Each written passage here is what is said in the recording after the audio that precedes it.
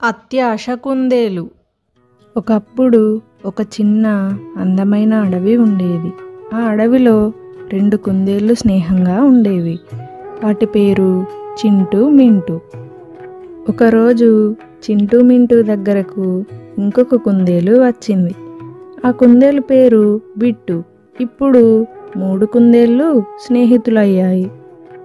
ఒకసారి బిట్టు చింటూ, మింటూతో ఇలా అంటుంది, ఈ అడవికి దగ్గరలోనే కూరగాయల తోట ఉంది. మనం అక్కడికి వెళ్ళి మనకు నచ్చిన కూరగాయలను తినేసి వద్దాం అంటుంది. అప్పుడు చింటూ, మింటూ, వద్దు వద్దు, అక్కడ తోటమాలి ఉంటాడు.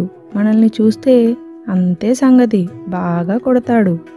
అప్పుడు బిట్టు, అలా ఏం కాదు, మనం కొంచెం తినేసి తొందరగానే వద్దాం అని చెప్తుంది. అలా బిట్టు చెప్పిన మాటలు విని సరే అనుకొని చింటూ, మింటూలు బిట్టుతో కలిసి వెళ్తారు. వారు తోటకు వెళ్ళి వారికి నచ్చిన కూరగాయలను తింటూ ఉంటారు. వారు అలా కూరగాయలు తింటూ ఉంటే దూరం నుండి తోటమాలి చూస్తాడు. వెంటనే ఒక కర్ర పట్టుకుని తోటమాలి పరిగెత్తుకుంటూ వస్తాడు. అది చూసిన చింటూ, మింటూలు తోటమాలి వస్తున్నాడని చెప్తారు. అక్కడే ఉంటే తోటమాలి వారిని కొడతారని భావించి చింటూ, మింటూలు పారిపోతారు. కానీ బిట్టు అవేమీ పట్టించుకోకుండా తింటూనే ఉంటుంది. ఆలోపు తోటమాలి పరిగెత్తుకుంటూ వచ్చి కూరగాయలు తింటున్న బిట్టుని చూసి కోపంతో కర్రతో చితకబాదుతాడు.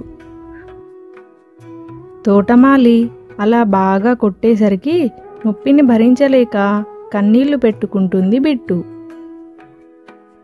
బిట్టు ఎంతో బాధపడుతూ వారి స్నేహితుల వద్దకు వస్తుంది.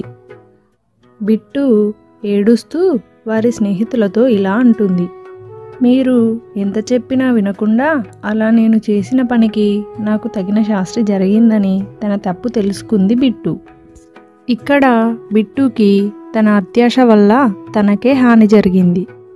కావున ఎవరూ కూడా ఎక్కువ అత్యాశ పడకుండా ఉన్న దాంట్లోనే సర్దుకుని ఉంటే వారి జీవితం బాగుంటుంది. Hi, hello. మా స్టోరీస్ కనుక మీకు నచ్చినట్లయితే తప్పకుండా లైక్ చేయండి, షేర్ చేయండి. మరిన్ని వీడియోస్ కోసం మా ఛానల్ని సబ్స్క్రైబ్ చేసుకోండి. Thank you for watching.